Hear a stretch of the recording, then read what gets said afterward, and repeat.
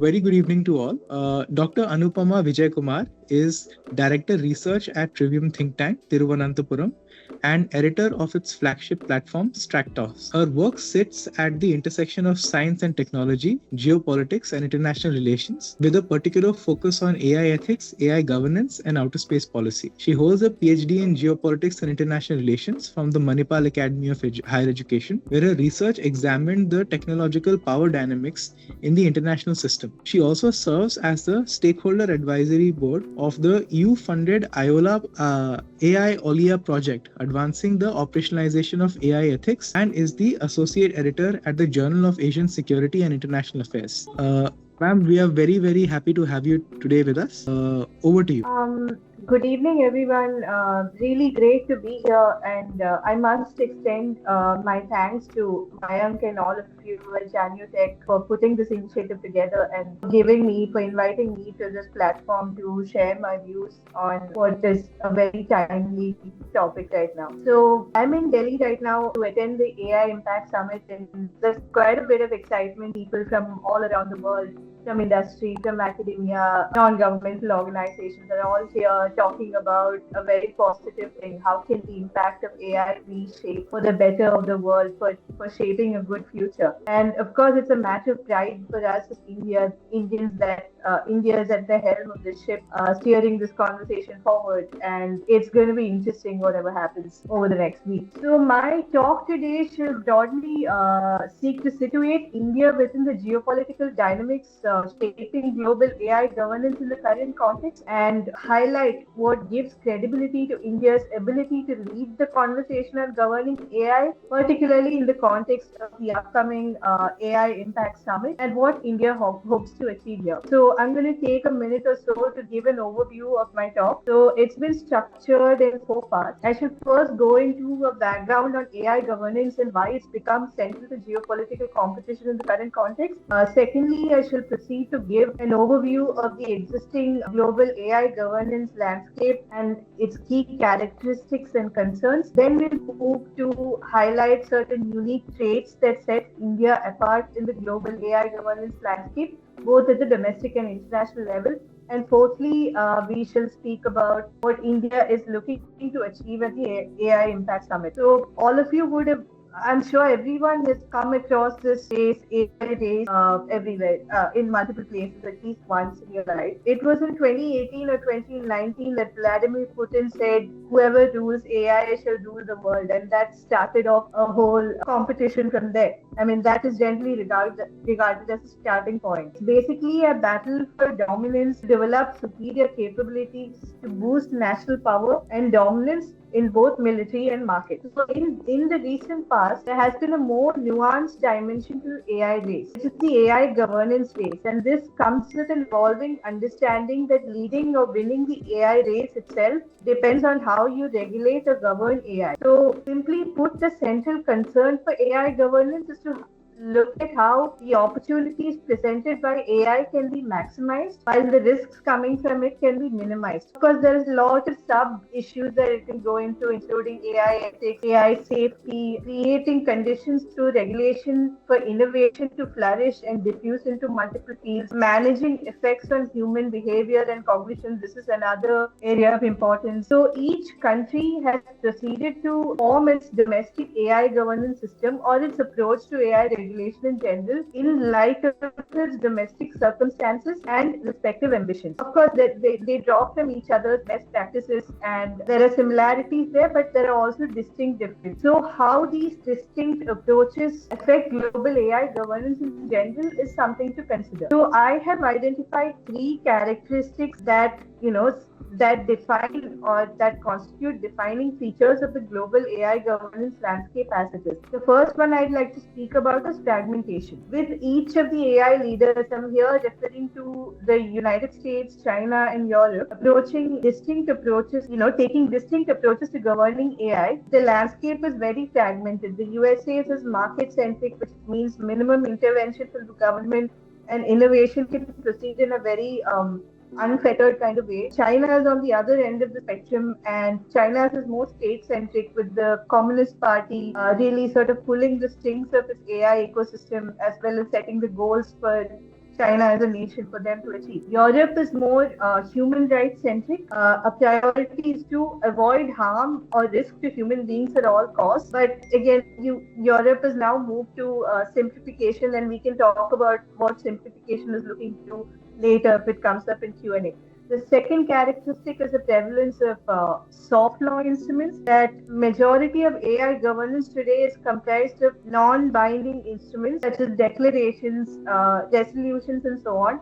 And countries are, of course, more than eager to sign on to them because it does not impose any obligation on them to abide by it, and they can do what they want in terms of how they formulate their AI strategies and proceed to get to attain a bigger rank in AI. So this is not to, and of course, a lot of such soft law mechanisms have come out of regional organizations, ASEAN, SEO, and so on, as well as minilaterals such as the Quad, UK-led Digital 5 and all that. This is not to say that the UN is entirely absent. To give you an example, the UNESCO recommendations on AI ethics, which came about, I think, in 2021, remains the most widely adopted international multilateral instrument on AI governance. It's, as I said, it's a recommendation. It's not a negotiated treaty. UN has also sought to build consensus on what generally all countries agree on, such as use of AI for sustainable development, equitable growth, and so on. Third feature I'd like to point out is that there's a conspicuous absence of global South nations from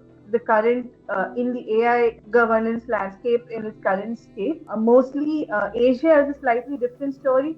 But generally, if you look at Latin America and the Caribbean, Africa and the Pacific and so on, they are really lagging behind in capabilities as well. They're in the nascent stages of initiating their AI regulation. So their ability to shape, their ability to reflect their concerns in how AI governance is moving forward is very limited. So this is where I would like to bring India's role into context. Amid this fragmented landscape, India has sought to pioneer a development-centric model of AI governance. And this is something I argue in a paper I have written, which is titled, I'll be happy to share it with you all afterwards. The paper is called AI Ethics for the Global South, Perspectives, Practicalities, and India's Role. Both in its domestic policy and foreign policy, development has been front and center for India. At the domestic level, if you look at it, India has certain strong position it uniquely in the AI landscape. Huge population provides massive amounts of data sets, a pre-existing strong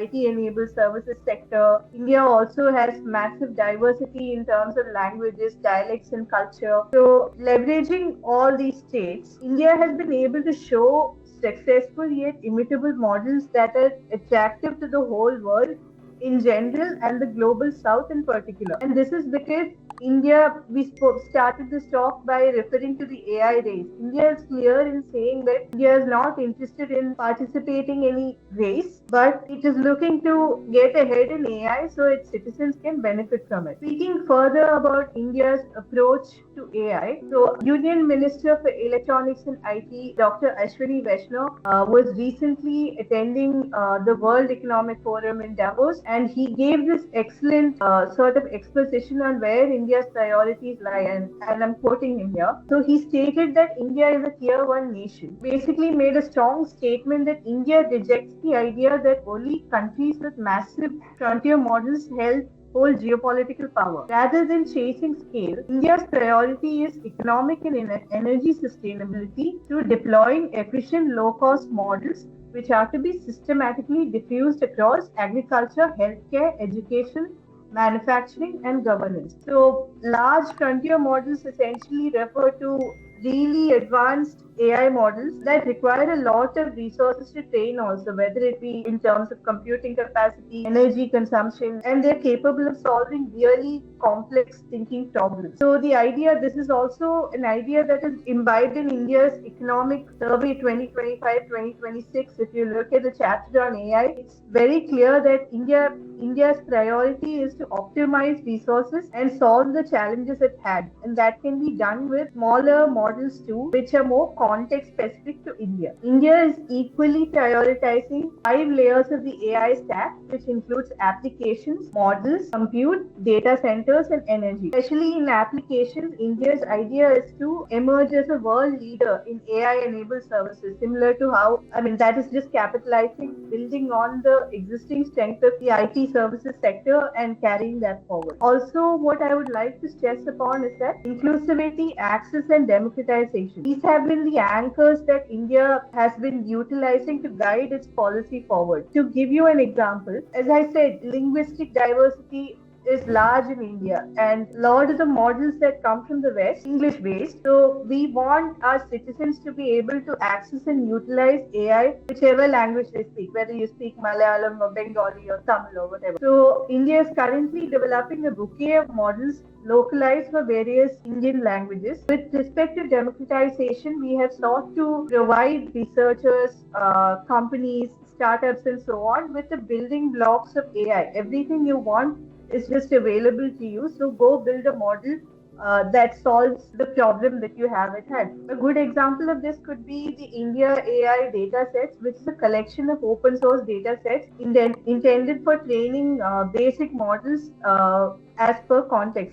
And these datasets derived from a variety of domains. Another key example is how India has instituted so much of compute capacity and open for accessing by a range of stakeholders at 1/3 of the global cost.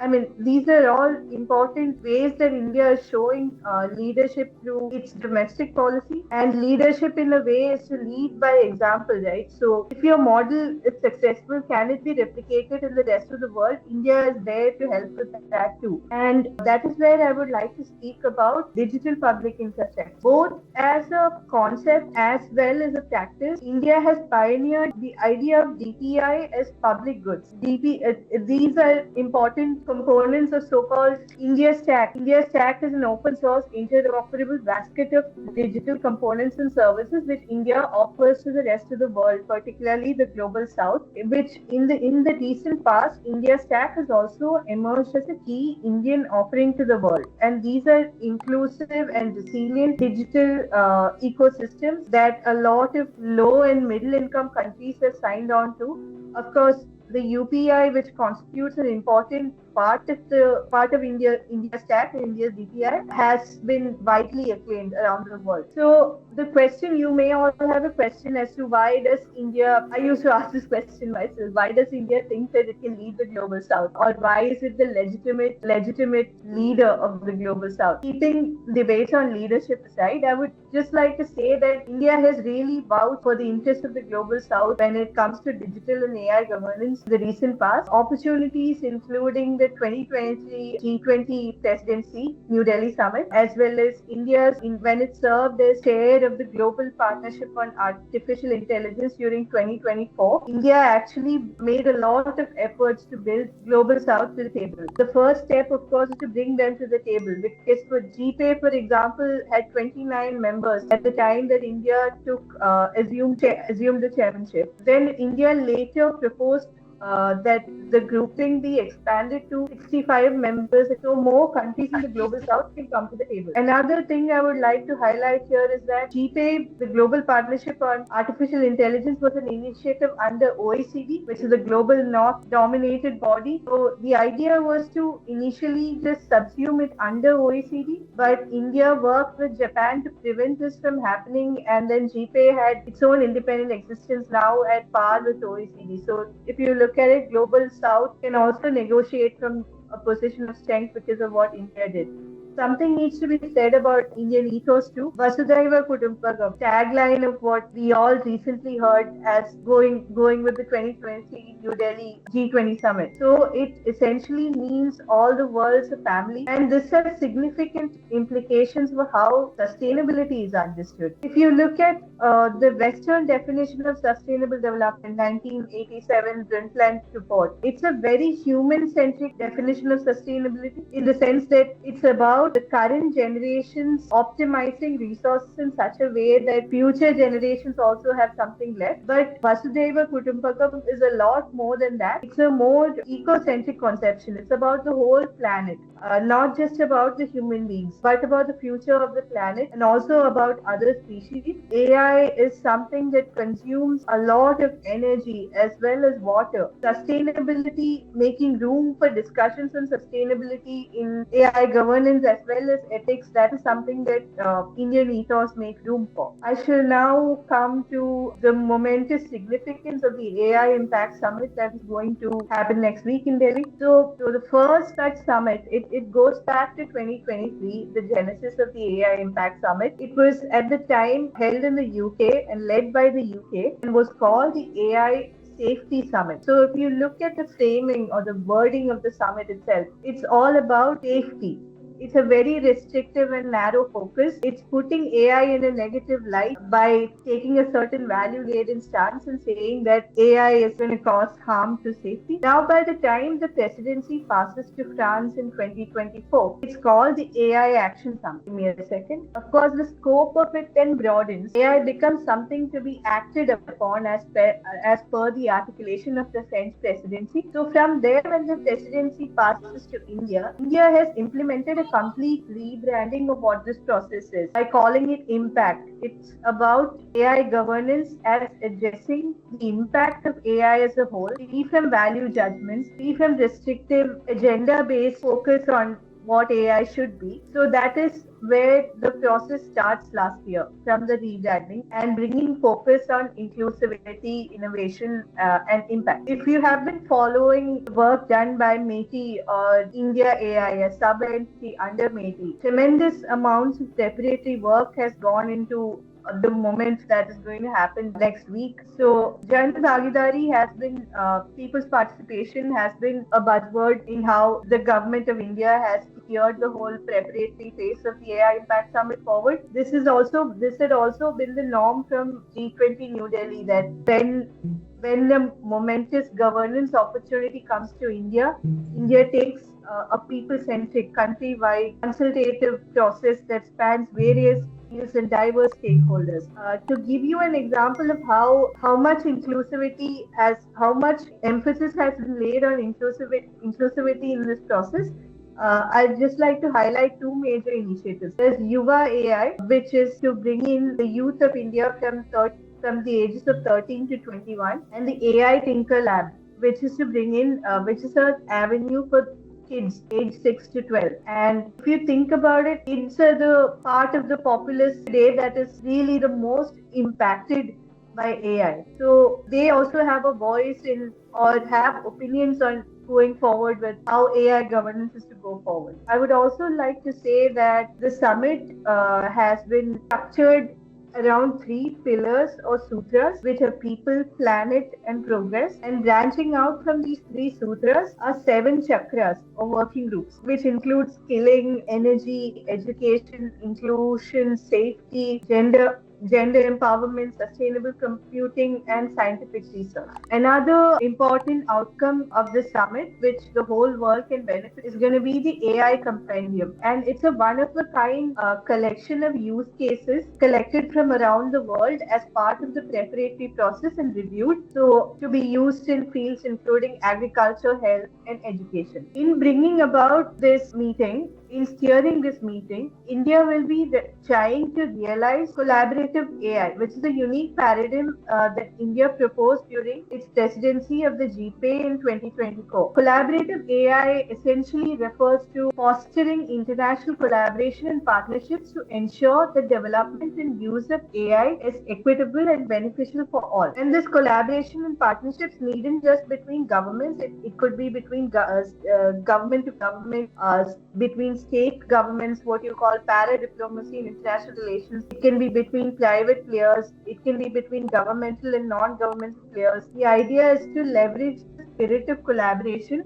to sort of ensure that AI works for the benefit of humanity. And this becomes particularly important because of the fragmentation I spoke about earlier. Particularly amid the fragmentation, US has taken a major step back from multilateralism and particularly from multilateral instruments that the US sees as standing in the way of innovation and US dominance over this. If you look at, I think US President Donald Trump has signed at least 12 executive orders on AI, and the most striking part in many of those executive orders is the emphasis laid on the word dominance, that the US would want to dominate at any cost, and cooperation is seen as sort of antithetical to domination. I will again say that India parallelly at the same time is talking about collaboration. But I would also like to say that amid the US stepping back, China has been coming in with some very attractive options for global AI governance. For example, in October 2025 at the APEC meeting in South Korea, China proposed something called a World AI Cooperation Organization, which China said could be a global AI governance body. Let me just say, I would just like to leave you with your opinions on China and a world led by China would look like in AI. But there is a definite need for alternatives. And India, interestingly, has invited both the US and China to the table. And it will be interesting that what happens when the USA and the China sit down together and talk about what the future of AI should look like. So even if India is able to build some form of consensus, even if it's symbolic, that will be a big and momentous thing to happen. And that's, of course, the India way to we bring in people, we assimilate ideas, sit and talk about it, and try to build consensus. And of course, here's hoping the outcome of the AI Impact Summit will pave the way for a positive future for AI ahead. I realize that I finished a little ahead of time. I hope that's okay. That leaves us with more time for Q&A and interaction. Thank you, Anupama. Right at the start, I'd like to thank you for a very comprehensive talk. In fact, some of your points relating to the scale and the technical depth of the Indian market are widely appreciated. You're very right in pointing out that if you look at just how many languages there are in India, solely from an operational point of view, solely from a people-centric point of view, AI can act as a very important tool in bridging the differences between even Indians themselves.